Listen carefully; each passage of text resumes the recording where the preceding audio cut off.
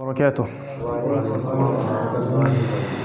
السلام عليكم ورحمة الله وبركاته. إن الحمد لله نحمده ونستعينه من يهده الله فلا مضل له ومن يضلل فلا هادي له ونشهد أن لا إله إلا الله وحده لا شريك له ونشهد أن محمدا عبده ورسوله. أما بعد فإن خير الحديث كتاب الله وخير الهدي هدي محمد صلى الله عليه وسلم وشر الأمور محدثتها وكل محدثة بدعة وكل بدعة ضلالة وكل ضلالة في النار. فقد قال الله تعالى في كلامه المجيد بعد أعوذ بالله من الشيطان الرجيم والعصر إن الإنسان لفي خسر إلا الذين آمنوا وعملوا الصالحات وتواصوا بالحق وتواصوا بالصبر. যাবতীয় প্রশংসা ও গুণগান একমাত্র মহিয়ান গরিয়ান আল্লাহ রব্বুল আলামিনের জন্য, যিনি আজকে পূর্ব খাসবাগ আহলে হাদিস জামে মসজিদে বাদ এশা আমাদেরকে মাসিক কোরআনী তালিমি বৈঠকে বসার তৌফিক দান করেছেন। সকলে শুকরিয়া আদায় করি আলহামদুলিল্লাহ। দরুদ এবং সালাত বর্ষিত হোক মহান আল্লাহ প্রেরিত সর্বশেষ এবং চূড়ান্ত নবী মানবতার মুক্তির দূত মুহাম্মদুর রাসূলুল্লাহ সাল্লাল্লাহু আলাইহি ওয়াসাল্লামের প্রতি। আমরা সংক্ষিপ্ত আকারে দরুদ পাঠ করি, আল্লাহুম্মা সাল্লি আলাইহি আল্লাহুম্মা বারিক আলাইহি।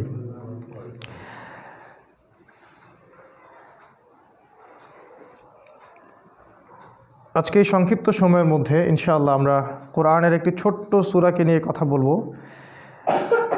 যদিও বেশ কয়েকটা বিষয় নিয়ে আমি ভাবছিলাম কোনটা বলা যায়, আমি চুজ করতে পারছিলাম না যে আসলে কোনটা বলবো। আজকে আপনাদের দ্বিতীয় তালিমি বৈঠক, আমি যতটুকু জানি এর আগে একটা তালিমি বৈঠক হয়েছিল, আজকে তৃতীয় তালিমি বৈঠক। আমরা আল্লাহর কাছে দোয়া করি আল্লাহ পাক যেন প্রতি মাসে অন্তত একটা দিন আমাদেরকে এইভাবে বসার তৌফিক দান করেন, আল্লাহুম্মা আমিন।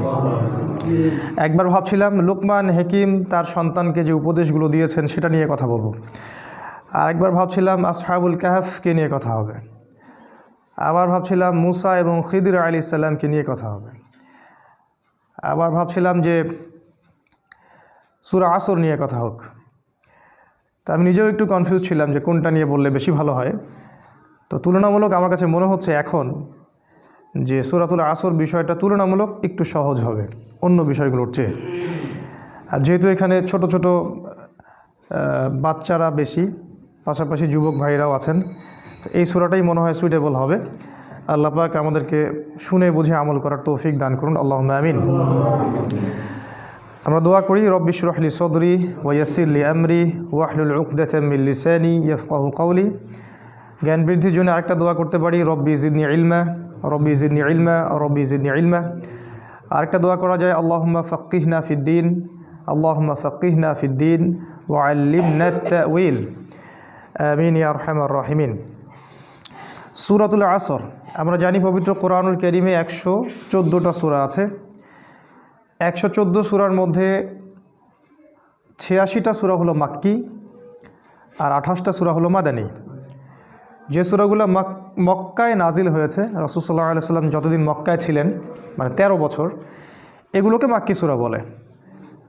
আর দেখা যায় মাক্কি সূরাগুলোর মধ্যে তাওহীদ, রিসালাত, পরকাল, কিয়ামত, হাসর, জান্নাত, জাহান্নাম এই টপিকগুলোই বেশি আলোচনায় আসে। আর পক্ষান্তরে মদিনায় হিজরত করার পর যে সূরাগুলো নাজিল হয়েছে এগুলোকে মূলত বলা হয় মাদানী সূরা। আর মাদানী সূরাগুলোর মধ্যে বেশিরভাগই হালাল হারাম, জায়েজ না জায়েজ, আদেশ নিষেধ এগুলো বেশি আছে। কারণ মক্কার 13 বছরে আল্লাহ তার বান্দাদের ঈমানকে তাজা করেছেন, ভিতরের হৃদয়ের জগৎটাকে আল্লাহ পাক পরিবর্তন করেছেন। তারপরে গিয়ে যখন মদিনায় আয়াত নাজিল হচ্ছে সুদ ছেড়ে দাও, মদ ছেড়ে দাও, তখন সেগুলো মানুষ খুব ইজিলি আমল করতে পারছে। সর্বপ্রথম যেটা দরকার মানুষের হৃদয়ের আকিদার বিশ্বাসের পরিবর্তন। এটা যখন আল্লাহমুখী হবে, পরকালমুখী হবে, তখন একটা মানুষ অটোমেটিকলি ইনশাআল্লাহ ইসলামের বিধানগুলো পালন করবে। আর যদি কোনো মানুষের আকীদাগত বিশ্বাসের পরিবর্তন না করা যায়, তাহলে যতই চাপ দেন না কেন সে হয়তো মুখে মুসলিম হবে, ভিতরে মুনাফিক থেকেই যাবে। তো সূরাতুল আসর একটা মাক্কি সূরা, যেটা মক্কায় নাজিল করা হয়েছে। ইমাম শাফিঈ রাহিমাহুল্লাহ এই সূরা সম্পর্কে একটা কথা বলেছেন। তিনি বলেছেন, লাউ আনজালাল্লাহু হাযিহিস সূরা লাওয়াসিআতহু। তিনি বলেছেন, যদি আল্লাহ পাক কোরআনের সব কিছু বাদ দিয়ে শুধু সূরা আসরই নাজিল করতেন তাহলেও যথেষ্ট ছিল। আমি আবার বলছি, তিনি বলেছেন আল্লাহ পাক যদি শুধুমাত্র সূরা আসরটুকুই নাজিল করতেন আর কিছুই নাজিল না করতেন তারপরেও যথেষ্ট ছিল।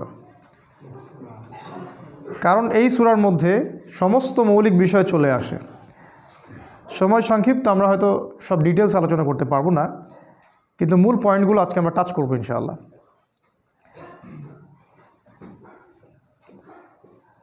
114টা সূরা আছে আমি বলেছি, প্রত্যেকটা সূরা এক একটা চূড়া। মানে আমি একদিন বলেছিলাম, যদি আপনি নারীদের সম্পর্কে জানতে চান, ইসলামে নারীর অধিকার কি, ইসলামে মেয়েদের কতটুকু সম্মান দেওয়া হয়েছে, কোন কোন জায়গায় নারীরা যেতে পারবে, কোন কোন জায়গায় পারবে না, নারীদের সম্মান কোথায়, মর্যাদা কোথায়, এগুলো যদি জানতে চান আপনাকে সূরা নিসা পড়তে হবে। নারীদের সূরা, সূরা নিসা এর উপরে উঠলে আপনি বুঝতে পারবেন নারীদেরকে ইসলাম কোথায় রেখেছে।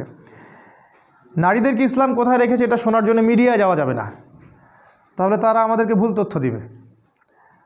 আমাদেরকে আল্লাহ এবং তার রাসূলের উৎসের দিকে আসতে হবে। সূরা নিসা, সূরা নূর, সূরা আহজাব এগুলো আপনাকে জানাবে নারীদের মর্যাদা কোথায়।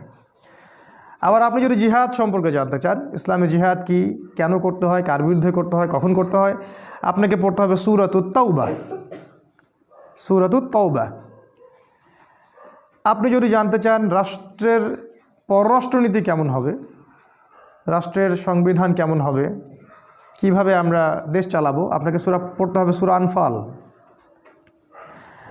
আপনি যদি হিস্ট্রি পড়তে চান, ইতিহাস, একদম ইতিহাস আদম আলাইহিস সালাম থেকে শুরু করে মুহাম্মদ সাল্লাল্লাহু আলাইহি সাল্লাম পর্যন্ত আপনাকে এই পুরো ইতিহাস পড়তে হলে পড়তে হবে সূরা হুদ, সূরা শুআরা, এই সূরাগুলো পড়তে হবে।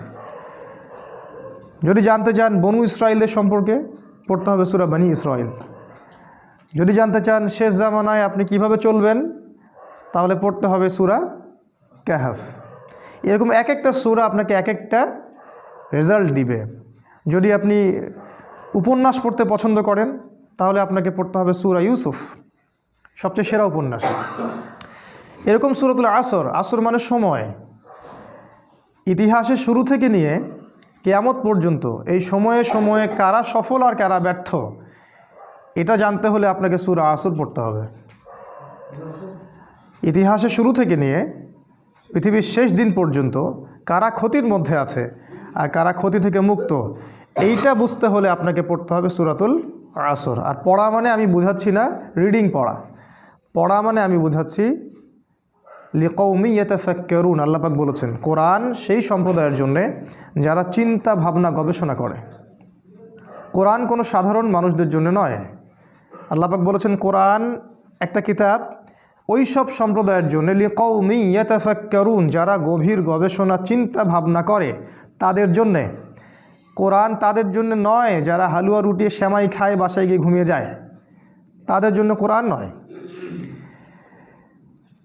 তো আল্লাহ রাব্বুল আলামিন সময়ের একটা সূরা নাজিল করেছেন, সময়ের চূড়া, সময়ের সূরা। টাইম, এর উপরে উঠবেন, অতীতকে দেখতে পারবেন, ভবিষ্যৎকে দেখতে পারবেন, বর্তমানকে দেখতে পারবেন। তাহলে উঠতে হবে সূরা আসরের উপরে। শুরু করি, বিসমিল্লাহির রহমানির রহিম। আল্লাহ পাক বলেছেন ওয়ালা আসরি। ওয়াও মানে হচ্ছে শপথ, কসম। ওয়াওয়ের দুটো অর্থ হয় আরবিতে, একটা হলো এবং, একটা হলো কসম। কখন এবং কখন কসম? যখন দুইটা ক্লজ, অ্যারাবিক গ্রামারে, ইংলিশ গ্রামারে আমরা যেটা বলি ক্লজ, বা দুইটা অংশ, এই দুইটা অংশের মধ্যে জয়েন্ট দিতে হবে, তখন ওয়াও জবর ওয়া মানে হলো এবং। যেমন ইল্লাল্লাযীনা আমানু, তারা নয় যারা ঈমান এনেছে, ওয়া আমিলুস সলিহাত, এবং সৎ আমল করেছে। এখানে ওয়া মানে হচ্ছে এবং। আবার প্রথমে যেটা আছে ওয়ালা আসরি, এই ওয়াও মানে হচ্ছে কসম বা শপথ। কোরআনে আল্লাহ পাক অনেকগুলো কসম করেছেন। ওয়া তিন, ডুমুর ফলের কসম। আমাদের দেশের ডুমুর ফল না, আবার যে ডুমুর ফল মক্কা মদিনায় পাওয়া যায়, আরবে পাওয়া যায়, কাঁচা খেতেও মিষ্টি লাগে।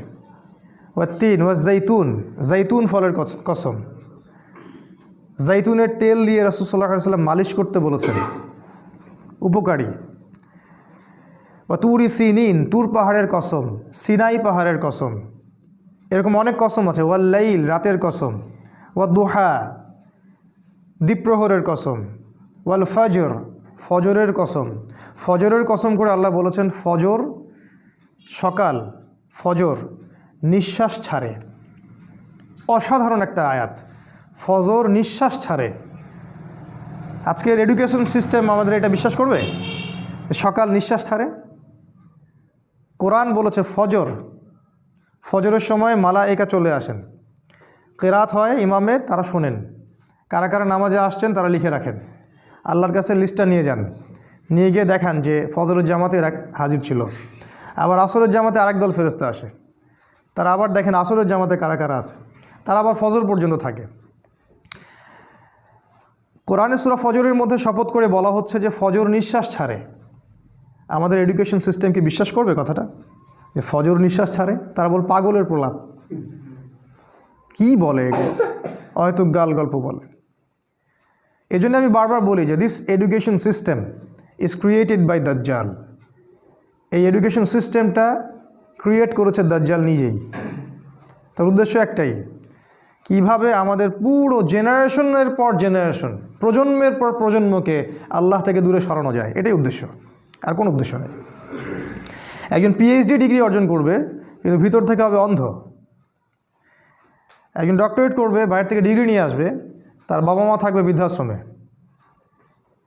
সে ইন্টারনালি ব্লাইন্ড। আল্লাহ পাক এরকম অনেক কসম করেছেন, একটা কসম সময়ের কসম। সময়ের কসম আল্লাহ কেন করলেন সেটা বলার আগে বলছি, আল্লাহ যে কসম করলেন, আমাদের জন্যও কি কসম করার বিধান নাই? আছে। আমরা যদি কসম করি তাহলে শুধু আল্লাহর নামেই করতে হবে। কারণ একটা হাদিসে রাসূল সাল্লাল্লাহু আলাইহি ওয়াসাল্লাম বলেছেন, মান হালাফা বিগাইরি ইসমিল্লাহ ফাকাদ কাফারা, যে ব্যক্তি আল্লাহ ছাড়া অন্য কারো নামে কসম করলো সে কুফরি করলো। আমরা যখন কসম করব অবশ্যই আল্লাহর নামেই কসম করতে হবে। ছোটোবেলায় আমরা শিখেছিলাম আল্লাহর কসম করতে হয় না, এই জন্য আমরা মায়ের কসম করতাম, বাবার কসম করতাম। এখন আমরা দেশের কসম করি, মাতৃভূমির কসম করি। তা আল্লাহ বলেছেন কসম করতে হবে শুধুমাত্র আল্লাহরই, অন্য কারো না। তবে আল্লাহ রাব্বুল আলামিন তার সৃষ্টির কসম করেন, যেমন রাত দিন, ফজর, ডুমুর ফল, কোরআন, চাঁদের, সময়ের ইত্যাদি। সময়ের কসম করার অর্থ কী? সময়ের কসম আল্লাহ পাক কেন করছেন? আল্লাহ পাক যখন কোনো কিছুর কসম করছেন বুঝতে হবে ওই বিষয়টা অত্যন্ত গুরুত্বপূর্ণ। এটা বোঝার জন্য খুব বেশি বুদ্ধির দরকার নাই। আল্লাহ পাক তো সহজে কোনো বিষয়ের কসম করবেন না। আর কোরআন নাজিল করার সময় আল্লাহ পাক খুবই ইকোনমিক্যাল। কোন দিকে? শব্দ চয়নের ক্ষেত্রে আল্লাহ পাক অতিরিক্ত কোনো শব্দই চয়ন করতে চাচ্ছেন না, যেটা দরকার সেটা নাজিল করছেন। অহেতুক কোনো শব্দ কিন্তু কোরআনে নাই।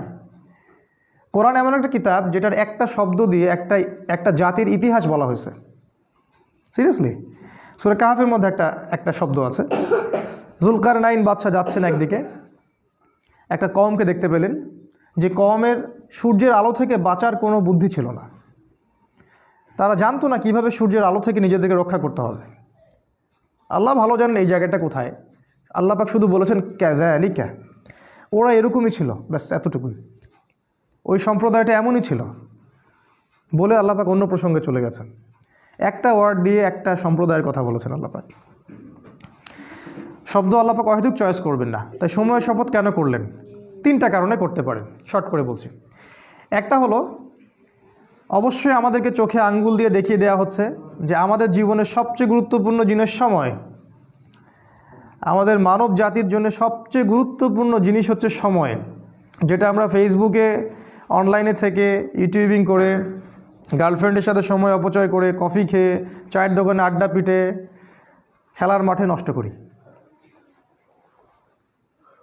তবে মানুষ যখন মৃত্যুবরণ করবে কিয়ামতের মাঠে এবং জান্নাতে যদি চলেও যায়, সেখানে গিয়েও মানুষের আফসোস হবে ওই সময়গুলোর জন্যে যে সময়গুলো মানুষ অহেতুক নষ্ট করেছে, যে সময়গুলোতে মানুষ আল্লাহর কথা বলেনি, আল্লাহর জিকির করেনি, রাসূলের প্রতি দরুদ পড়েনি, ওই সময়গুলোর জন্য মানুষ আফসোস করতে থাকবে। একজন জান্নাতি ব্যক্তিও আফসোস করতে থাকবে, কেন আমি ওই সময়গুলো আল্লাহর জিকির করিনি। সময় সবচেয়ে বেশি ইম্পর্টেন্ট জিনিস। আর এই সভ্যতা, এই গডলেস ওয়ার্ল্ড এবং এই এডুকেশন সিস্টেম আমাদের সময়গুলোকে খেয়ে ফেলেছে। এখন আমার মনে হয় এই 30 বছরের জীবনে এসে আমার কাছে মনে হয় যে আমার জীবনের 15 বা 18টা বছর অপচয় হয়ে গেছে। 18 বছরে আমি হাফেজ হতে পারতাম, আমি হয়তো হাদিসেরও হাফেজ হতে পারতাম, বুদ্ধি ব্রেন ভালো ছিল, ফার্স্ট হতাম সবসময়। আমি হয়তো ফিক পড়তে পারতাম, ইতিহাস পড়তে পারতাম, সিরাত পড়তে পারতাম। এখন সারাদিন রাত যত কাজই করি না কেন আত্মতৃপ্তি হয় না, মনে হয় কিছু না কিছু গ্যাপ থেকেই গেল, আর এই গ্যাপটা কখনো পূরণও হবে না, অসম্ভব। তাই যারা 40 বছর 50 বছর বয়সে তাস খেলছে, টিভি দেখতেছে, আড্ডা পিটাচ্ছে, এদেরকে দেখলে বুঝেই আসে না যে এই বয়সে কিভাবে সেটা করতে পারে। একটা বারও কি চিন্তা হয় না যে আমার হায়াত কমে আসছে, আমি পৃথিবীতে আর হয়তো বেশি দিন থাকবো না। সুবহানাল্লাহ, সময়ের কসম, আল্লাহ পাক সময়ের কসম করে আমাদেরকে সময়ের দিকে দৃষ্টি দিতে বলছেন, সময় সম্পর্কে সচেতন হতে বলছেন।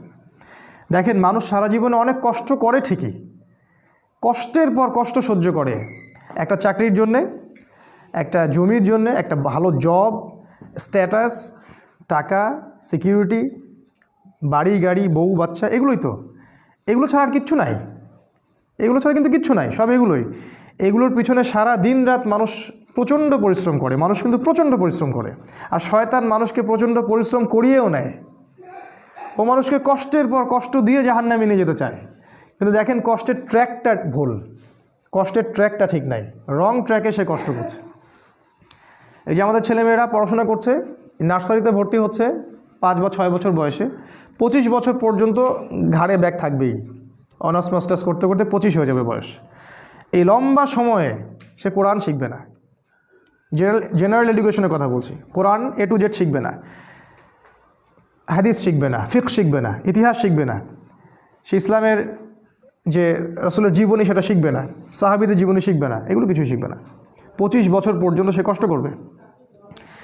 আমরা যখন জেনারেল লাইনে পড়তাম, আমাদেরকে এক একটা কবিতা, এক একটা গল্প এমনভাবে পড়ানো হতো, একদম ভেজে ভেজে খাওয়াই দেওয়া হতো আর কি। রবীন্দ্রনাথের কবিতা, নজরুলের কবিতা, জীবনানন্দ দাশের কবিতা, শেক্সপিয়ারের গল্প, তারপরে আপনার মাইকেল মধুসূদন দত্তের কবিতা। অবশ্য এখানে ইসলামপন্থী কারো কবিতা ছিল না। আপনার কাছে যদি মনে হয় এই পুরো প্ল্যানটা এমনি এমনি হয়ে গেছে, আপনি বোকার স্বর্গে বাস করছেন, এর পিছনে একটা মাস্টার মাইন্ড আছে। এই পুরো প্রসেসটা একদিনে হয়নি, এটাকে সাজানো হয়েছে, ঢেলে সাজানো হয়েছে, যাতে করে আমাদের প্রজন্মের বা প্রজন্ম ইসলাম থেকে দূরে সরে যায়, তাদের জীবনের বড় একটা সময় নষ্ট হয়ে যায়। সময়ের কসম করেছেন আল্লাহ, এটা একটা কারণ, সময়ের প্রতি মূল্যায়ন করা। সেকেন্ড কারণ হচ্ছে আল্লাহ পাক অতীতের দিকে তাকাতে বলছেন আমাদের দিকে, অতীতের দিকে। সময়ের কসম করে আল্লাহ পাক আমাদেরকে বুঝাচ্ছেন যে অতীতের দিকে তাকিয়ে দেখো, সময়ে সময়ে যারাই আল্লাহর বিধানকে অস্বীকার করেছে, আল্লাহ পাক তাদেরকে এই দুনিয়াতেও লাঞ্ছিত করেছেন, পরকালেও যন্ত্রণাদায়ক শাস্তি দিয়েছেন। আল্লাহ পাক সময়ের কসম করে আমাদেরকে হিস্ট্রি পড়তে বলছেন, ইতিহাস। অতীতের দিকে তাকাও, দেখো আদম আলাইহিস সালাম থেকে শুরু করে এই পর্যন্ত একই সুন্নাত, আল্লাহর সুন্নতের মধ্যে কোনো পরিবর্তন নাই। ওয়ালান তাজিদা লিসুন্নাতিল্লাহি তাবদীল, আল্লাহ বলেছেন আমার সুন্নাত, আমার স্টাইলে কোনো পরিবর্তন পাবে না। যাদের কাছেই আল্লাহর হেদায়েত এসেছে, যারা স্বীকার করে নিয়েছে, আল্লাহ পাক তাদেরকে দুনিয়ায় সাফল্য দিয়েছেন, পরকালেও সাফল্য দিয়েছেন। আর যারাই আল্লাহর বিধানকে অস্বীকার করেছে, আল্লাহ পাক দুনিয়াতে শাস্তি দিয়েছেন, পরকালেও শাস্তি দিয়েছেন। যেমন নূহ আলাইহিস সালামের কওম, আল্লাহ পাক ডুবিয়ে দিলেন। আদ জাতি প্রচণ্ড শক্তিশালী, নারিকেল গাছের সমান সমান একটা মানুষ, এর চেয়েও বড়, পাহাড়ের মধ্যে বাসা করে থাকে, আল্লাহ পাক ওদেরকে ঝড় দিয়ে উড়িয়ে দিলেন। শুআয়ব আলাইহিস সালামের কওম খুবই দাপটের জাতি, ওদের অপরাধ ছিল মানুষকে অন্যায়ভাবে মারতো। আমাদের ওই যে রিমান্ডে নিয়ে যেটা করে ওইটা করতো আর কি, রিমান্ডে নিয়ে গেলে যে পিটানটা পিটায়, এইগুলো তারা সমাজে মানুষকে পিটাইতো আর কি। একজন মানুষ দোষী, দোষ তো প্রমাণ হয়নি, মারা যাবে। ধরেন একজন মানুষ খুনের কারণে বন্দী হয়েছে, প্রমাণ হয়েছে কি এখনও? আপনি মারতে পারেন না তো, মেরে আপনি জবানবন্দি নিতে পারেন না, ইসলামে হারাম। চলছে এগুলো, কে বুঝাবে? শুআয়ব আলাইহিস সালামের কম এই কাজটা করতো। আরেকটা কাজ করতো, মাপে কম দিত আর মানুষের সম্পদ লুট করতো। আমাদের এই যে ব্যাংকিং সিস্টেমের মতো, মানুষকে কলা ঝুলায় টোপ দেয়, একটা বাড়ির দাম 10 লাখ টাকা, আমরা আপনার পক্ষ থেকে বাড়িটা কিনে দিব, কিন্তু আপনাকে 10 লাখের জায়গায় 30 লাখ দিতে হবে। কারণ অতিরিক্ত যে 20 লাখ দিতে হবে এটার জন্য আমরা আপনাকে 20 বছর সময় দিচ্ছি। আর আমরা বলি হ্যাঁ তাই তো 20 বছর সময় পাওয়া যাবে, 30 লাখ অল্প অল্প করে দিব কিস্তি স্টাইলে, সমস্যা তো নাই কিছু। এই কলা ঝুলাই দিয়ে আপনার সম্পদ তারা লুটে নিল। সুদ। আরেকটা যে পেপার মানি, কাগজের টাকা। আমি তো বললাম যে আমরা সোনা নিয়ে ওদের ব্যাংকে যাই, ওদেরকে সোনা দিয়ে ডলার নেই। শুআয়ব আলাইহিস সালামের কওম এরকম কাজ করতো, আল্লাহ পাক ভূমিকম্প দিয়ে ধ্বংস করেছেন ওদেরকে, ভূমিকম্প দিয়ে। সময়ের দিকে তাকায় দেখেন, সামুদ জাতি এরকম শক্তিশালী ছিল, আল্লাহ পাক ওদেরকে বজ্রপাত দিয়ে ধ্বংস করেছেন। ফেরাউন পৃথিবীতে এমন একজন মানুষ যে মনে করতো আমি আল্লাহ, আনা রব্বুকুমুল আ'লা, আমি ছাড়া তোমাদের মহান কোনো রব নাই। আল্লাহ পাক ওকে পানিতে ডুবাই দিলেন। এখানে একটা ঘটনা আছে, অনেকদিন বলা হয়নি, বলতে চাচ্ছিলাম। ফেরাউন যখন ডুবছিল তখন কিন্তু সে ঈমান এনেছিল, এটা কি জানেন? ফেরাউন যখন ডুবছিল তখন কিন্তু সে ঈমান নিয়ে আসছিল। ফেরাউন যখন ডুবছে ওর সেনাবাহিনী সহ, তখন জিবরাইল অন্যান্য ফেরেশতারা চলে আসছেন, কারণ মৃত্যু হবে, এখন জান কবজ করা হবে।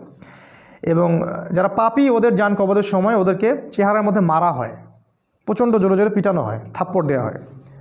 ওরা দেখতে পারে, আমরা দেখতে পারবো না। তো জিবরাইল আলাইহিস সালাম তাকে কাদা ছুটছিলেন, কাদা নিয়ে তার মুখে ছুটছিলেন। তো ওই সময় ফেরাউন বলেছিল যে আমানতু বিরব্বি হারুন ওয়া মূসা, আমি হারুন এবং মূসার রবের প্রতি ঈমান নিয়ে আসলাম।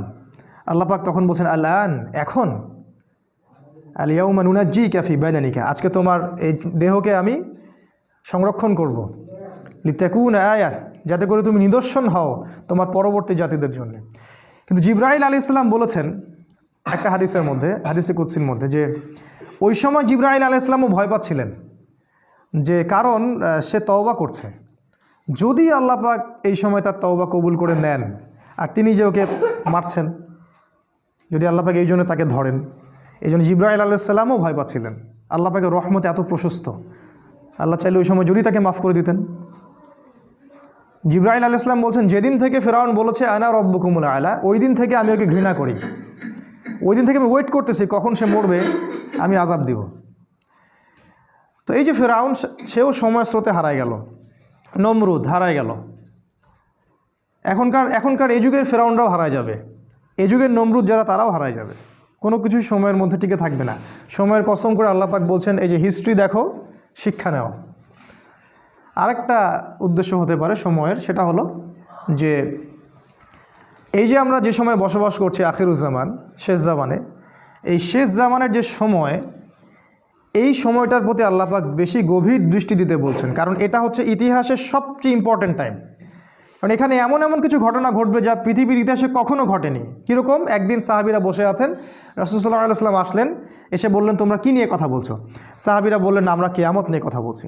রাসূল সাল্লাল্লাহু আলাইহি ওয়াসাল্লাম বললেন শুনে রাখো, 10টা আলামত না দেখা পর্যন্ত কিয়ামত হবে না। নাম্বার 1 দাজ্জাল, নাম্বার 2 ইয়াজুজ আর মাজুজ, নাম্বার 3 ঈসা আলাইহিস সালামের আগমন, নাম্বার 4 দাব্বাতুল আরদ, জমিন থেকে অনেকগুলো প্রাণী বের হবে। 5 নাম্বার আর দুখান, ধোঁয়া, সারা পৃথিবী ধোঁয়ায় ছেয়ে যাবে। 6 নাম্বার, 6, 7, 8 সম্ভবত 3টা ভূমিকম্প, 3টা বড় বড় ভূমিকম্প হবে পৃথিবীর পূর্ব, পশ্চিম এবং মাঝখানে।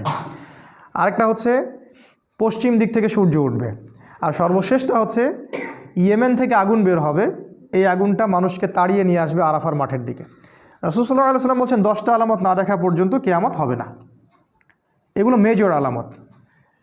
এই জন্য এই সময়টা, শেষ যুগের এই শেষ সময়টা বেশি ইম্পর্টেন্ট। এখানে এমন কিছু ঘটনা ঘটবে যেটা ইতিহাসে কখনো ঘটেনি। দাজ্জাল কখনো বের হয়নি, ইয়াজুজ আর মাজুজ এর আগে বের হয়নি, সূর্য কখনো আগে পশ্চিম দিক থেকে উঠে নাই, ধোঁয়ায় সারা বিশ্ব ছেয়ে যায়নি, জমিন থেকে বড় বড় জানোয়ার বের হওয়া শুরু হয়নি এখনো। এমনও হাদিস আছে যে ওরা মানুষের সাথে কথা বলবে। একজন পুরুষ ঘর থেকে বের হলে ঘরে ফিরে আসবে, বাড়ির দেওয়াল, ওই ব্যক্তির পা, অন্য জানোয়ার তাকে বলে দিবে বাড়িতে কি হয়েছিল। মানে এরকম প্রযুক্তি আসতেছে সামনে। সময়ের কসম করে আল্লাহ পাক এই শেষ জামানার দিকে আমাদেরকে তাকাতে বলছেন, এবং এটা বলছেন এই শেষ জামানায়, এই জায়গাটা ভালো করে বোঝেন, এই শেষ জামানায় ইন্নাল ইনসানা লাফি খুসর, এই শেষ জামানার প্রত্যেকটা মানুষ ক্ষতির মধ্যে আছে। এটা আল্লাহ বোঝাচ্ছেন আমাদেরকে। আখিরুজ্জামানের প্রত্যেকটা মানুষ, ক্ষতির মধ্যে আছে। ইন্নাল ইনসানা লাফি খুসর, নিশ্চয়ই, ইন্না মানে নিশ্চয়ই, আল ইনসান মানে মানুষ, লা মানে আবার অবশ্যই, ফি মানে মধ্যে, আর খুসর মানে ক্ষতি। শাব্দিক অর্থ হয় নিশ্চয়ই মানুষ অবশ্যই ক্ষতির মধ্যে আছে। আখিরুজ্জামান এমন একটা জামান, এমন একটা যুগ, যে যুগের কোনো মানুষ ক্ষতি থেকে বাইরে নয়। যতই দাড়ি টুপি পাগড়ি আর জুব্বা থাকুক না কেন, সে ক্ষতি থেকে বাইরে নয়। যে মনে করবে সে ক্ষতি থেকে বাইরে, সে বোকার স্বর্গে বাস করছে।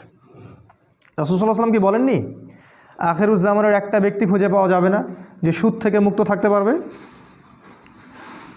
তিনি কি বলেননি এই জামানার সবচেয়ে বেশি হবে মেয়েরা, এবং মেয়েরা নগ্ন হয়ে বাইরে ঘুরবে।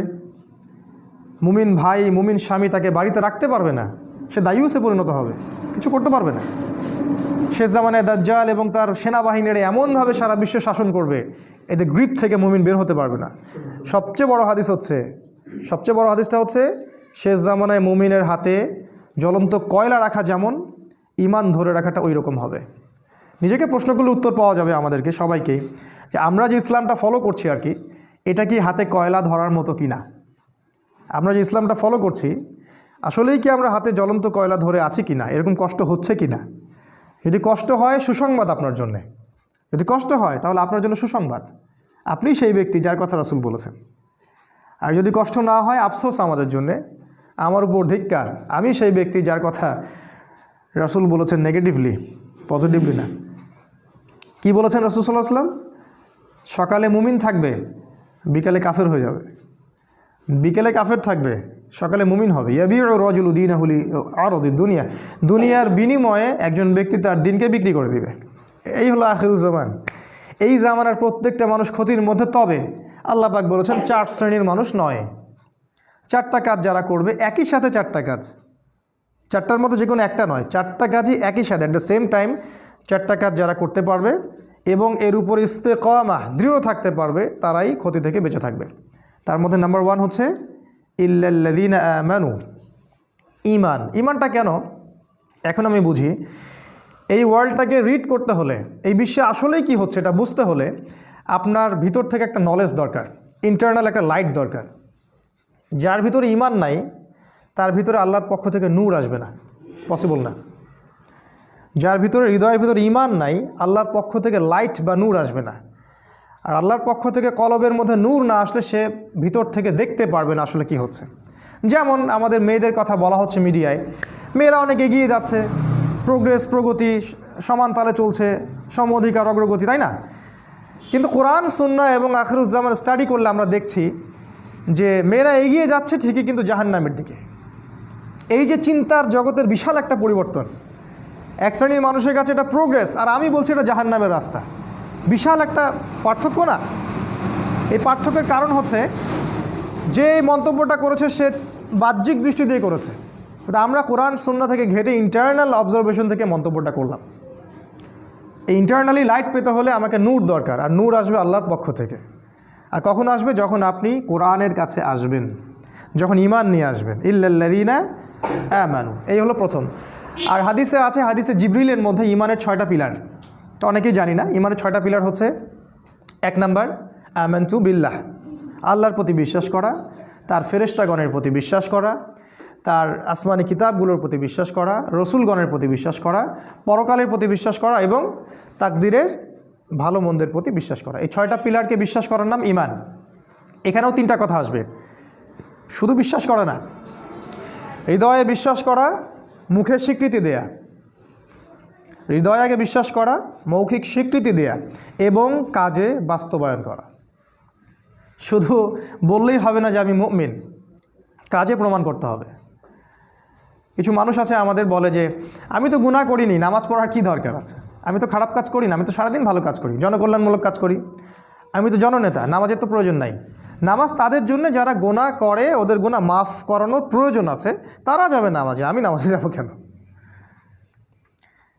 কিছু মানুষ আছে কোরআন, সুন্নাহ, ইসলামকে এর সামনে আত্মসমর্পণ তো করবেই না, বলে যে আমি মানবতার কল্যাণে কাজ করি, আমি জনকল্যাণমূলক কাজ করি, আমি গাছ লাগিয়ে দিই, আমি কম্বল বিতরণ করি, আমি কত ভালো কাজ করি।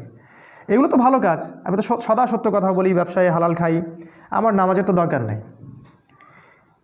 ঈমানের একটা পিলার হচ্ছে মনে বিশ্বাস, মুখে স্বীকৃতির সাথে সাথে কাজে অবশ্যই বাস্তবায়ন করতে হবে। এই কাজে বাস্তবায়ন করতে গিয়ে কিছু মানুষ শৈথিল্যবাদী হয়ে যাবে, আর কিছু মানুষ হয়ে যাবে চরমপন্থী। আমাদেরকে হতে হবে মধ্যমপন্থী, খুব চরমপন্থীও না, আবার শৈথিল্যবাদীও না।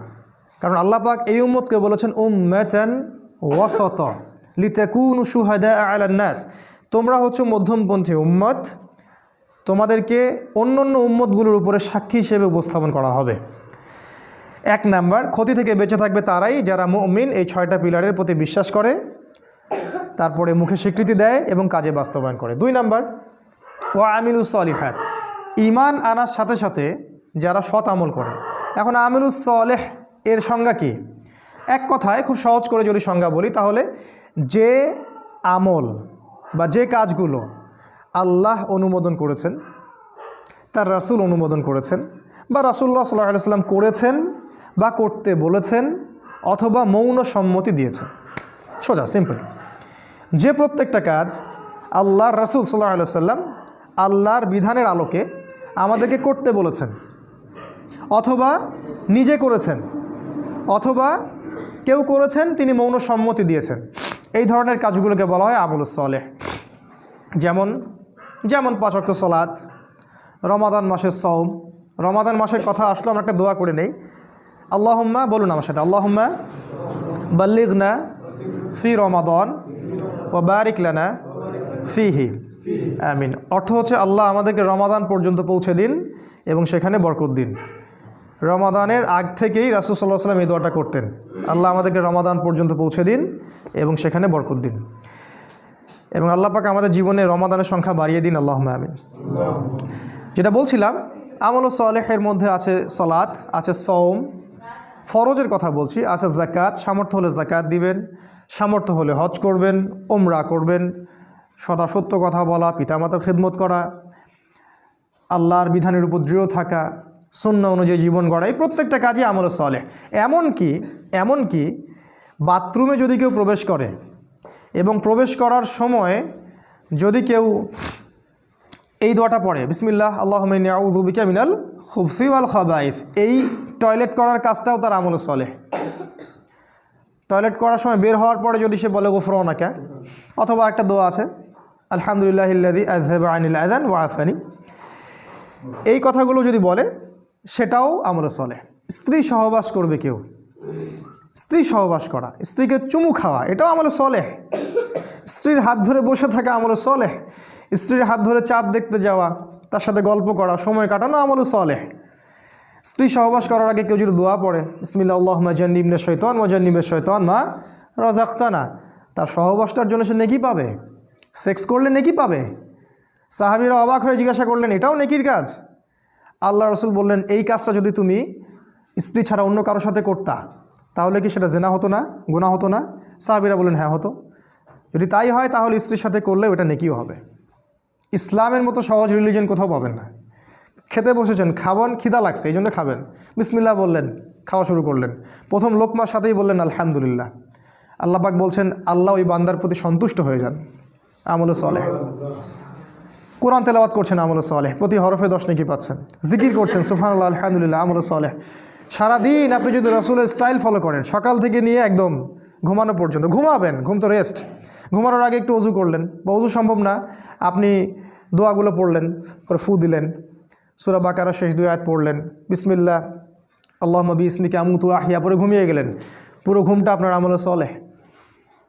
ওই ঘুমের মধ্যে যদি আপনি স্বপ্ন দেখেন, স্বপ্নে আপনি জিনা করতেছেন, ওটার জন্য কোনো দোষ নাই, ওটার জন্য কোনো দোষ নাই, মাফ হয় না স্বপ্ন অনেক সময়, ওটার জন্য কোনো গুনাহ নাই, কারণ আপনি দোয়া পড়ে ঘুমিয়েছেন, শয়তান আপনাকে ডিস্টার্ব করেছে। এরকম প্রতিটা কাজ, যেই কাজগুলো রাসূল সাল্লাল্লাহু আলাইহি ওয়াসাল্লাম করেছেন বা করতে বলেছেন, অথবা মৌন সম্মতি মানে সম্মতি দিয়েছেন, ঠিক আছে করতে পারো, সেগুলো আমলুস সলেহ। আরেকটা জিনিস আছে, একই সাথে আল্লাহ এবং তার রাসূল যে কাজগুলো করতে নিষেধ করেছেন,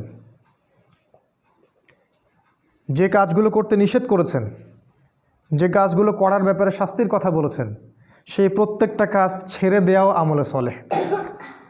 যেমন রাসূল বলেছেন যে শিরিক করো না, শিরিক না করা আমলে সলেহ। সুদ খেও না, সুদ যে আপনি খাচ্ছেন না এটাই আমলে সলেহ। সুদ আপনি খাচ্ছেন না, সুদ খাবো না বলে অন্য একটা আপনি রিজিকের সোর্স খুঁজেছেন, যে আমি সুদে থাকতে চাই না, এই জন্য আমি কলা বিক্রি করি। ওই কলা বিক্রি করাটা আপনার আমলে চলে, এবং আপনি আল্লাহর কাছে মর্যাদা পান ওই কোটটাই পড়া ব্যাংক অফিসারের চাইতে। কোটটাই পড়া ব্যাংকের অফিসার আল্লাহর কাছে রক্তচোষা প্রাণীর মতো। কোরআনের ভাষায় বললে হয়তো অনেকে কষ্ট পাবেন, আল্লাহ পাক বলেছেন জানোয়ারের মতো। আল্লাহ পাক বলেছেন জানোয়ারের মতো, সূরা আরাফ আয়াত নাম্বার 179। মাঝে মাঝে একটু হিট দিয়ে কথা বলতে হয় বলেই আল্লাহ এগুলো কথা বলেন। তো এই যে আমরা অন্যায় থেকে দূরে থাকছি, এটাও আমলে চলে। ওই যে টাকনুর নিচে কাপড় পরলে গোনা হয়, আপনি প্যান্টটা কেটে নিলেন, এটাই আমলে চলে, কারণ আপনি টাকনুর নিচে কাপড় পরতে চাচ্ছেন না, দাড়ি শেভ করতে হয় না, এই জন্য আপনি ছেড়ে দিয়েছেন। দাড়ি যতদিন থাকবে আপনি আমলে চলের মধ্যেই আছেন, কন্টিনিউয়াসলি নেকি লেখা হচ্ছে। আর এইটা একমাত্র সুন্নাহ যেটা মৃত্যুর পর আপনার পরিচয় বলে দিবে আপনি মুসলিম না মুসলিম। যে একমাত্র সুন্নাহ, ভিজিবল সুন্নাহ, যেটা নিয়ে আমরা কবরে যাব। আর কোনো সুন্নাহ নিয়ে আমরা কবরে যাচ্ছি না, ভিজিবল, দেখা যাচ্ছে না। একমাত্র সুন্নাহ যেটা দেখা যাচ্ছে, এইটা নিয়ে কবরে যাবে মানুষ। পাগড়ি নিয়েও যাবে না কবরে, জুব্বা নিয়েও যাবে না কবরে। তো যেটা বলছিলাম যে আপনি যে অন্যায়গুলো, এগুলো থেকে যে দূরে থাকছেন, এটা আমলে চলে। সেটা প্রত্যেকটা অন্যায় হোক না কেন, যত বড় স্কেলেই হোক আর যত ছোট স্কেলেই হোক। তাহলে আমলে চলে আমি মনে হয় বোঝাতে পেরেছি। যে আমলগুলো রাসূল করেছেন, করতে বলেছেন অথবা সম্মতি দিয়েছেন, সেগুলো আমলে চলে। একই সাথে যেগুলো রাসূল নিষেধ করেছেন, এগুলো ছেড়ে দেওয়াও আমলে চলে। আরেকটা বিষয় আছে, সেটা হলো যে আমলে সালেহ এর বিপরীত জিনিসকে বলা হয় বেদাত। যখন কোনো ব্যক্তি আমলে সালেহ করে না, অন্য কোনো পদ্ধতি অবলম্বন করে যেটা আল্লাহ এবং তার রাসূল অনুমোদন করেননি ইসলামে, এটাকেই বেদাত বলা হয়। এটা সংখ্যার ক্ষেত্রে হতে পারে, সময়ের ক্ষেত্রে হতে পারে, এটা পদ্ধতির ক্ষেত্রে হতে পারে। যেমন দরুদ পাঠ করাটা ইবাদত, কিন্তু মিলাদ মাহফিলের স্টাইলে দরুদ পড়াটা বেদাত। একজন ব্যক্তি দোয়া করবে, একাকী দোয়া করতে পারে, মাশাআল্লাহ, কোনো সমস্যা নেই, কিন্তু সম্মিলিতভাবে একটা সিস্টেম তৈরি করে নেওয়া, এটা বেদাত। একজন মানুষ ধরেন রোজা রাখবে, ভালো কাজ, এটা একটা নির্দিষ্ট দিনকে বেছে নিল যে এই দিনে আমি 1000 রাকাত নামাজ পড়বো, আর এই দিনে আমি হালুয়া রুটি খাবো, আর এই দিনে রোজা রাখবো, সিস্টেমটা বেদাত। অর্থাৎ আমলে সালেহ এর বিপরীতটাই কিন্তু বেদাত। আমলে সালেহ এর পরিণাম জান্নাত, বেদাতের পরিণাম কিন্তু জাহান্নাম। আল্লাহ পাক আমাদেরকে হেফাজত করুন। এই হলো 2 নাম্বার, ঈমান এবং আমলে সালেহ। আর দুটো আছে, শর্ট করে দিচ্ছি। 3 নাম্বার ওয়াতাওয়াসাউ বিল হক, তারা ক্ষতি থেকে বেঁচে থাকবে শেষ জামানায় যারা নিজেরা আগে হকের উপরে থাকে, নিজেরা আগে হকের উপরে দৃঢ় থাকে, পাহাড়ের মতো, খিদির আলাইহিস সালামের মতো। ওই যে পাহাড়ে পাথরের উপর বসেছিলেন, রকের উপরে, নিজেরা দৃঢ় থাকে এবং এরপরে অন্যদেরকে হকের দিকে ডাকে, এরা ক্ষতি থেকে বেঁচে থাকবে।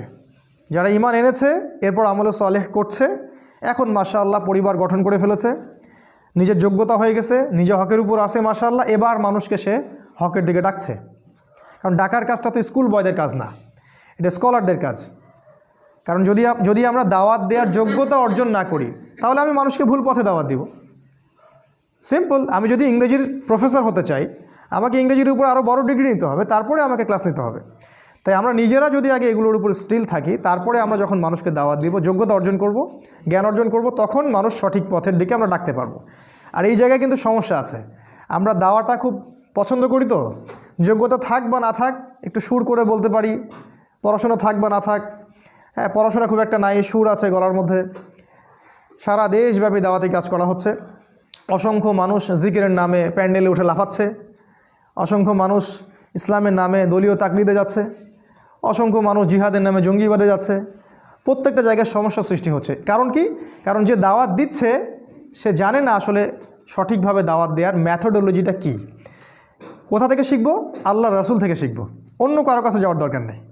শুধু রাসূল সাল্লাল্লাহু আলাইহি ওয়াসাল্লামের জীবনের দিকে তাকাবেন, জীবনের কোন জায়গায় কোন অবস্থায় তিনি কিভাবে দাওয়াত দিয়েছেন, ব্যাস। জীবনের কোন সিচুয়েশনে তিনি কেমন করে দাওয়াত দিয়েছেন।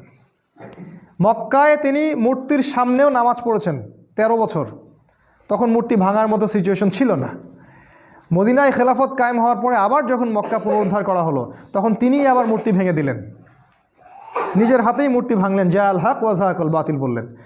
তাহলে দুইটা সিচুয়েশন আলাদা ছিল। দায়ীকে বুঝতে হবে তার যোগ্যতা কতটুকু, তাকে কোন সিচুয়েশনে কি বলা যাবে কি বলা যাবে না, কোন দিকে মানুষকে ডাকতে হবে, কোন সময়ে কোন দিকে দাওয়াত দিতে হবে। এখন উম্মার যে সময়, এই সময়টা মানুষকে ছোট ছোট ইখতিলাফি বিষয়ের দিকে মতভেদ করার সময় নয়। এখন আমরা এমন একটা সময়ে আছি যে আমরা এন্ড টাইম, শেষ সময়ের দিকে যাচ্ছি, যখন সারা বিশ্ব একত্রিত হয়ে আমাদের বিরুদ্ধে প্রোপাগান্ডা চালাচ্ছে। আর এই সময় যদি আমরা বিভিন্ন দলে উপদলে ভাগ হয়ে থাকি, তাহলে আমাদের ওই যে হাওয়া বেরিয়ে যাবে, আল্লাহ পাক সূরা আনফালে বলেছেন, বাতাস বের হয়ে যাবে, হাওয়া বের হয়ে যাবে, তোমরা পাগুলো স্থলিত হবে, এক ভাইকে মারবে আরেক ভাই হাসবে, এক ভাইকে মারবে আরেক ভাই হাসবে, বলবে আমাকে তো মারে নাই, আমার দলকে তো কিছু বলেনি, সমস্যা নেই। তো বোকা বুঝতে পারেনি যে পরে ওর কাছে ওরা আসতেছে। তো এইটা হবে। তাহলে হকের দাওয়াত দেওয়ার আগে আমাদেরকে হকটাকে চিনতে হবে, হক চিনতে হবে, এবং এর উপরে আগে নিজেদেরকে দৃঢ় থাকতে হবে, তারপরে গিয়ে আমাদেরকে অন্যকে দাওয়াত দিতে হবে।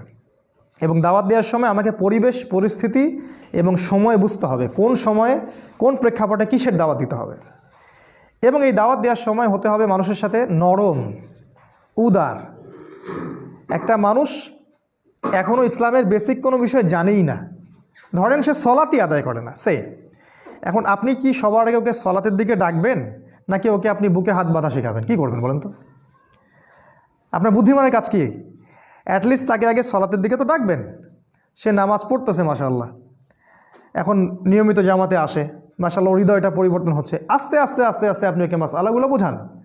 আমরা কি করি? আমরা প্রথমে আক্রমণ করি, যেখানে যাই এটা ঠিক না, ওইটা ঠিক না, আপনার এটা ভুল হয়েছে, আপনার এটা ঠিক না। এতে করে কি হয়, ওরা তো এই ব্যাপারটাকে ভালোভাবে দেখেই না, বরং এখানে ওরাও তখন ডিফেন্সিভ হয়ে যায়, ওরাও তখন বলে যে না আমাদেরটাই ঠিক, ওরাও মাহফিল করবে আপনার বিরুদ্ধে, আর আমরাও মাহফিল করবো ওদের বিরুদ্ধে। এই হচ্ছে উম্মার সার্কাস। শব্দটা কি বললাম আমি? সার্কাস। এখন এই বাংলাদেশে এই সার্কাস চলে। হকের দাওয়াত দেওয়ার জন্য হকের সংজ্ঞা জানতে হবে। আল্লাহ পাক সূরা কাহাফের মধ্যে বলেছেন, আয়াত নাম্বার 23 বা 24, আল্লাহ বলছেন ওয়াকুলিল হক মির রব্বিকুম, হক সেটাই, সত্য সেটাই যেটা তোমার রবের পক্ষ থেকে নাজিল হয়। ফামান শাআ ফালইউমিন, যার ইচ্ছা হয় সে ঈমান নিয়ে আসুক, ওয়ামান শাআ ফালইয়াকফুর, যার ইচ্ছা হয় সে অস্বীকার করুক। ইন্না আ'তাদনা লিযালিমিনা নারান, আর আমি আল্লাহ জালেমদের জন্য আগুন প্রস্তুত করে রেখেছি। আল্লাহ পাক হকের সংজ্ঞা দিলেন, হক সেটাই যেটা আল্লাহর পক্ষ থেকে নাজিল হয়। তাহলে আল্লাহর পক্ষ থেকে কি গণতন্ত্র নাজিল হয়েছে? ধর্মনিরপেক্ষতাবাদ, কমিউনিজম, আমাদের সেকুলারিজম, আমাদের এই যে ইউনাইটেড নেশনস, জাতিসংঘ, আমাদের ইসরায়েলের ব্যাংকিং সিস্টেম, এগুলো আল্লাহর পক্ষ থেকে নাজিল হয়েছে? কি নাজিল হয়েছে আল্লাহর পক্ষ থেকে? এক সময় আল্লাহর পক্ষ থেকে তাওরাত নাজিল হয়েছিল, ওই তাওরাতই ছিল ওই সময়ের হক, ওই তাওরাতটা ওই সময়ের হক ছিল। এরপরে জাবুরটা ওই সময়ের হক ছিল, ইনজিলটা ওই সময়ের হক ছিল। এখন কিয়ামত পর্যন্ত হকের মানদণ্ড কোরআন এবং সুন্নাহ, এর বাইরে যাওয়ার কোনো সুযোগ নাই। জীবনের প্রতিটা ক্ষেত্রে যদি এটার উপর আমল একজন ব্যক্তির না থাকে, সে ব্যক্তি নামে মুসলিম হতে পারলেও কাজে এখনও পরিপূর্ণ মুসলিম হতে পারেনি। এটাকে বলা আত্মসমর্পণ। এই হকটাকে আমরা আগে চিনলাম, এরপরে আপনি হকের দিকে মানুষকে দাওয়াত দিবেন। আর আমি বললাম দাওয়ার ক্ষেত্রে আমাদেরকে হতে হবে একটু লিবারেল, একটু নমনীয়, মানুষকে আগে বেসিক জিনিসগুলোর দিকে নিয়ে আসা, তারপরে আপনি আস্তে আস্তে কঠিন জিনিসগুলো আলোচনা করেন। আর সবচেয়ে বেশি যেটা ইম্পর্টেন্ট, এই শেষ জামানায় সবার মাঝে একটা মৈত্রীর বন্ধন তৈরি করা বেশি ইম্পর্টেন্ট। সে যে কোনো সংগঠন করুক না কেন, সে যে কোনো দল করুক না কেন, আমাদের দেখা উচিত ওর মধ্যে ভালো কতটুকু আছে। হানাফিদের মধ্যে ভালো আছে, আহলুল হাদিসদের মধ্যে কিছু ভালো আছে, তাবলিগের মধ্যেও দেখবেন আপনি কিছু ভালো আছে, জামাত ইসলামে দেখবেন আপনি কিছু ভালো আছে, চরমনায়ে দেখবেন কিছু ভালো আছে। সবারই মধ্যে কিছু না কিছু ভালো অবশ্যই আছে। আপনি কেমন করে বুঝবেন কোনটা ভালো কোনটা খারাপ? ওই যে বললাম, হক থেকে বুঝতে হবে, হকের মানদণ্ড দেখে আপনাকে ডিসাইড করতে হবে যে এটা ভালো এটা খারাপ। আর একান্ত যদি নাই পারি ডিসাইড করতে আমি, তাহলে সমসাময়িক যত ওলামায়ে কেরাম আছে তাদের কাছে যাব, গিয়ে বলবো, পরামর্শ করব যে আসলে কোনটা সত্য কোনটা মিথ্যা, এবং তারপরে আমি যাচাই বাছাই করে দেব কোনটা সত্যের বেশি কাছাকাছি। আর যদি দেখা যায় দুইটা অপশন দেখা যাচ্ছে, এটাও ঠিক ওইটাও ঠিক, যেমন ধরেন সুবহানাল্লাহ, এটা 33 বার করে পড়া যায়, 33 33 33, আর লাস্টে একবার লা ইলাহা ইল্লাল্লাহ ওয়াহদাহু লা শারীকা লাহ, তাই না? কি জানি লা ইলাহা ইল্লাল্লাহ, হ্যাঁ মাশাআল্লাহ, লাহুল মুলকু ওয়া লাহুল হামদু ওয়া হুয়া আলা কুল্লি শাইইন সহি সহি। আরেকটা হাদিসে আরেকজন সাহাবীকে রাসূল বলছেন 33 33 34 বার আল্লাহু আকবার। এটা কি জয়ীফ? এটা সহি। তাহলে কখনো আপনি ওইটা আমল করেন, কখনো এটা আমল করেন, বৈচিত্র্য থাকলো। বেতের সালাত কত রাকাত পড়েছেন রাসূল? 1 3 7 5 9, কোনটা সহি? সব সহি। এখন কিছু মানুষ বলবে আমরা গোলালু মার্কা আলেম, সবই সহি বলে। এক জায়গায় এই কথাটা বলে আসলাম মিঠাপুকুর জায়গিরহাটে।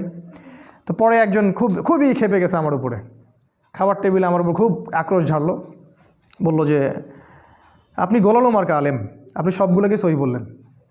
তা আমি জিজ্ঞাসা করলাম বেতর সলাৎ কোনটা সহি?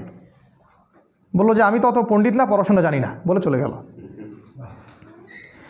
এই যে আমাদের আচরণগত সমস্যা, এটার কারণ আসলে অজ্ঞতা এবং আমাদের সব নলেজগুলো না থাকা। এরকম প্রতিটা মাসআলা আপনি দেখবেন, ওই যে পায়খানা করতে বসা থেকে শুরু করে ঘুমানো পর্যন্ত যতগুলো আমল আমরা করি, প্রতিটা আমলেই একাধিক অপশন আছে। একবারে হাঁটু বেড়ে বসার অপশন আছে, এক পা ডান পা খাড়া করে বসার অপশন আছে পায়খানাতে। খাবার টেবিলে বসার মানে নিচে যখন বসি হাঁটুর উপরে বসার অপশন আছে না? তাশাহুদের মতো বসার অপশন আছে না? কোনটা সহি? বলবেন দুটাই সহি। আপনি সলাতে দাঁড়াবেন, কখনো 2 রাকাত সুন্নত পড়ার অপশন আছে, কখনো 4 রাকাত আছে না? কখনো বেতর 1 রাকাত পড়ার অপশন আছে, কখনো 3 রাকাত আছে না? কোরআন তেলাওয়াত করবেন, অপশন নাই? অপশন আছে। আপনি যে কোনো সুন্নার দিকে যান, ঘুমাবেন, ঘুমানোর সময় অনেক দোয়া, কোনটা সহি? সবগুলোই সহি। সূরা কাফিরুন পড়ে ঘুমানোর হাদিস আছে, সূরা কাফিরুন। অনেকে বলবে এটা নাই, আছে, হয়তো সে জানে না। তাই আমাদেরকে এই জায়গায় যেটা করতে হবে যে সব ডাটাগুলোকে এক জায়গায় আনতে হবে। যদি আমার কাছে না থাকে আমি ওলামায়ে কেরামদের বই পড়ব, সহযোগিতা নিব, এবং সবার মাঝে ঠিক আছে ভাই আমি বুঝতে পারতেছি ওরটা হয়তো একটু দুর্বল, আমারটা বেশি সহি, আচ্ছা ঠিক আছে, সে সেটা করতেছে, করুক। আমি তাকে হিকমার সাথে একসময় বুঝাবো যে ভাই এটা চেয়ে এটা বেশি সহি, আপনি চাইলে এটা করতে পারেন, আমার কাছে এটা ভালো মনে হয়। মাশাআল্লাহ। কোনো ইমামের মধ্যে কি কোনো দ্বন্দ্ব ছিল? হানাফি মাযহাবের ইমাম শাফিঈ মাযহাবকে ঘুষি মারতেন নাকি? আমরা এগুলো করি কেন? আমাদের এগুলো অজ্ঞতা অথবা হিংসা অথবা হঠকারিতা এগুলোর কারণে করি। এতে করে আমাদের একটা লাভ হয়, সেটা কি জানেন? আমরা ইহুদি খ্রিস্টান এবং জায়োনিস্টদের দাসে পরিণত হই, এটা আমাদের লাভ হয়। আমরা ইহুদি খ্রিস্টান এবং জায়োনিস্টদের দাসে পরিণত হই, কারণ ওরা বিভক্ত উম্মাকে সুযোগ পেয়ে ধ্বংস করার পথ খুলে যায়। এটা হলো হকের দাওয়াত আমরা দিব। আর একটা হলো সবর, এটা বলে শেষ করছি। সবর ওয়াতাওয়াসাউ বিস সবর, হকের দাওয়াত দেওয়ার সাথে সাথে যারা সবর করে। আচ্ছা, দাওয়াতের সাথে সবরের সম্পর্ক কি? রংপুরে কুকুরের সংখ্যা বেশি হয়েছে না? আমাদের এলাকায় একই অবস্থা। আমাদের এলাকায় কুকুরের যন্ত্রণায় ঘুমানো যায় না এখন। আর একটা বিষয় আমি দেখছি, আমাদের এলাকায় অনেক বিত্তশালী আছে, তো বিত্তশালীদের টাকা রাখার জায়গা নাই, আর বাসায় হয়তো আল্লাহ এবং তার রাসূলের প্রতি সেই রকম তাওয়াক্কুল আছে কিনা আল্লাহ ভালো জানেন, তো সবাই কুকুর পুষতেছে বাসায়, সম্পদ পাহারা দিচ্ছে কুকুররা। সুবহানাল্লাহ। জানেন এই ব্যাপারেও হাদিস আছে যে বিনা প্রয়োজনে যদি কেউ কুকুর পালে, কথাটা মনে হলো, দেখেন এটা উপকার হবে। বিনা প্রয়োজনে যদি কেউ কুকুর পালে, প্রতিদিন তার আমলনামা থেকে 1 কেরাত নেকি কেটে দেওয়া হবে। 1 কেরাত মানে হচ্ছে উহুদ পাহাড়ের সমান। আমি দেখেছি উহুদ পাহাড়, আপনারা যারা হজ করেছেন দেখেছেন, উহুদ পাহাড় এত বড় নেকি তার আমলনামা থেকে কেটে দেওয়া হবে। আবার কেউ যদি কোনো ভাইয়ের জানাজায় যায়, তার আমলনামে 1 কেরাত নেকি লিখে দেওয়া হবে। মাটি দিলে আরও 1 কেরাত নেকি লিখে দেওয়া হয়। তো সবরের সম্পর্কটা কি? হকের সাথে সবরের একটা সম্পর্ক আছে, সেটা হলো সত্য এমন একটা জিনিস যেটাকে আক্রমণাত্মকভাবে প্রতিষ্ঠিত করা যায় না।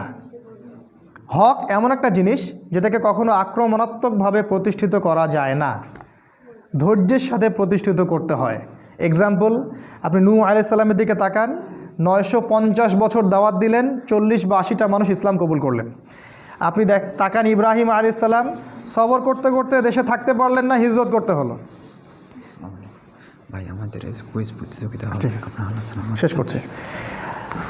তারপরে দেখেন আপনি আদ সামুদ জাতি, আপনি প্রশ্ন করেন। ঠিক আছে। ফেরাউন, মুসা, ঈসা আলাইহিস সালাম। ঈসা আলাইহিস সালামের তো জায়গাই হলো না পৃথিবীতে। মুসা আলাইহিস সালাম, তাকে উম্মাহ এত কষ্ট দিয়েছে। আমাদের নবী মুহাম্মদ সাল্লাল্লাহু আলাইহি ওয়াসাল্লাম মাঝে মাঝে মুসা আলাইহিস সালামের কথা চিন্তা করতেন আর সান্ত্বনা পেতেন। একদিন আল্লাহ রসুল গনিমতের মাল ডিস্ট্রিবিউট করছিলেন, একজন এসে বললেন, ইয়া মুহাম্মদ ইদিল, হে মুহাম্মদ ইনসাফ করো, তুমি ইনসাফ করছো না। আল্লাহ রসুলকে বললেন এইভাবে ডাইরেক্ট। রাসূল সাল্লাল্লাহু আলাইহি ওয়াসাল্লামের পাশে সাহাবীরা ছিলেন, তারা বললেন, ইয়া রাসূলুল্লাহ আমাকে অনুমতি দিন, গর্দান উড়াই দিবে বেটার।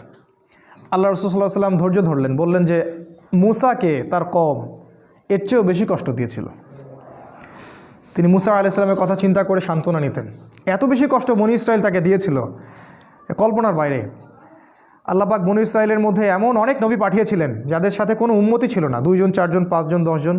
আবার এমনও হয়েছে একই সাথে একটা জায়গায় অনেকগুলো নবীকে পাঠানো হয়েছে এবং সবাইকে তারা হত্যা করেছে। একদিনে 40 জন নবীকেও তারা হত্যা করেছিল, এরকম হিস্ট্রি আছে। তো সবরের ব্যাপারটা নবীদের সাথে সম্পর্কিত, তাদের দাওয়াতের সাথে দেখেন হকের সাথে সবর সম্পর্কিত আছে। আর সর্বশেষ দেখেন আমাদের মুহাম্মদ সাল্লাল্লাহু আলাইহি ওয়াসাল্লাম নবীজি, তিনি এত ভালো মানুষ, তাকে আল আমিন বলা হয়। তিনি কখনো মিথ্যা বলেন না, কাউকে কষ্ট দেন না, এতিমকে ভরণ পোষণ করেন, বিধবাকে দেখেন। নবী হওয়ার পর থেকেই তার টাইটেলগুলো চেঞ্জ হয়ে গেল। তাকে বলা হচ্ছে কাযযাব, মিথ্যাবাদী, ভণ্ড, প্রতারক, ক্ষমতালোভী, তাই না, জিনগ্রস্ত, শয়তানের বলি আওড়া, এগুলো সব বলা হচ্ছে।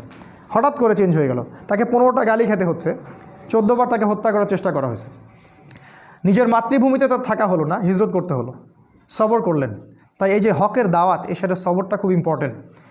আমরা যেন এই হকের দাওয়াত দিতে গিয়ে অধৈর্য হয়ে না যাই এবং লিবারেল মধ্যম পন্থা অবলম্বন করি এবং সবার সাথে হৃদ্যতার সম্পর্ক তৈরি করার চেষ্টা করি, সবর করি।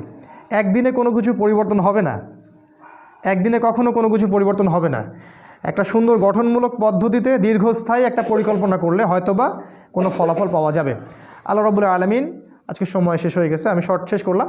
আল্লাহ পাক আমাদেরকে শেষ জামানার এই সূরাতুল আসরের উপরে আমল করা তৌফিক দান করুন। এখানে যে বিষয়গুলো আছে এক বাক্যে বলছি যে আল্লাহ পাক সময়ের কসম করে আমাদেরকে সময়ের গুরুত্ব বুঝিয়েছেন, অতীত থেকে শিক্ষা নিতে বলেছেন, শেষ জামানার দিকে বেশি ফোকাস করতে বলেছেন। তিনি বলেছেন শেষ জামানার বেশিরভাগ মানুষই ক্ষতির মধ্যে আছে, তবে তারা নয় যারা ইমানদার, ইমান এনেছে এবং একই সাথে সৎ আমল সম্পাদন করেছে এবং এর সাথে তারা হকের উপর প্রতিষ্ঠিত ছিল, অন্যকেও হকের দাওয়াত দিয়েছে এবং সর্বশেষ যারা ধৈর্যের উপদেশ দিয়েছে পরস্পরকে। এই গুণগুলো আল্লাহ পাক আমাদেরকে অর্জন করার তৌফিক দান করুন, আল্লাহুম্মা আমিন। আল্লাহ রাব্বুল আলামিন আমাদেরকে কোরআন বুঝে পড়ার তৌফিক দান করুন, আল্লাহুম্মা আমিন। এবং এই ছোট্ট সূরাটার মধ্যে অনেক ব্যাপক আলোচনা আছে, আপনারা এগুলোর তাফসির পড়বেন, বাসায় তাফসির কিনবেন, পড়বেন, আরও অনেক নলেজ আপনারা জানতে পারবেন ইনশাআল্লাহ। আল্লাহ পাক এই প্রতিটা বিষয়ের উপর আমাদেরকে আমল করার আল্লাহ পাক তৌফিক দান করুন। আমাদের কোরআনের আলোয় আল্লাহ পাক আমাদেরকে আলোকিত করুন, আমাদেরকে ইমান আনার মতো আনার তৌফিক দান করুন, আমলে সালেহ বেশি বেশি করার তৌফিক দান করুন, হকের উপর থাকার তৌফিক দান করুন, দাওয়াত দেওয়ার তৌফিক দান করুন এবং সবর বা ধৈর্য ধরার আল্লাহ পাক তৌফিক দান করুন, আল্লাহুম্মা আমিন। এই বলে আমি আমার আজকের বক্তব্য শেষ করছি। আর শেষ করার আগে আজকে যে বক্তব্যটা হলো এর উপর একটা কুইজ হবে। এই কুইজটার